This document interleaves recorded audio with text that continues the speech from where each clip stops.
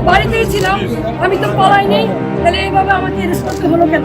সেলিনা হায়াৎ আইভীর কারামুক্তিতে এখন আইনি কোনো বাধা নেই বলে জানিয়েছেন তার আইনজীবীরা।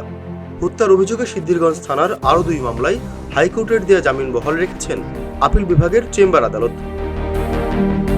রোববার আপিল বিভাগের চেম্বার বিচারপতি মোহাম্মদ রেজাউল হক রাষ্ট্রপক্ষের জামিন স্থগিতের আবেদনে নো অর্ডার দেন। ফলে ওই 2 মামলাসহ মোট 12 মামলায় আইভীর জামিন বহাল রয়েছে। এর আগে 10 মামলায় জামিন পাওয়ার পর সিদ্ধিরগঞ্জ থানার 2 মামলায় তাকে গ্রেপ্তার দেখানো হয়। গত 30 এপ্রিল হাইকোর্ট ওই 2 মামলার রুল দিয়ে তাকে অন্তর্বর্তীকালীন জামিন দেন। রাষ্ট্রপক্ষ সেই জামিন স্থগিত চেয়ে চেম্বার আদালতে আবেদন করে। আইভীর আইনজীবী জানিয়েছেন, জামিন আদেশ কারা কর্তৃপক্ষ সহ সংশ্লিষ্টদের কাছে পৌঁছানোর প্রক্রিয়া চলছে। প্রক্রিয়া শেষ হলে চলতি সপ্তাহে তিনি মুক্তি পেতে পারেন।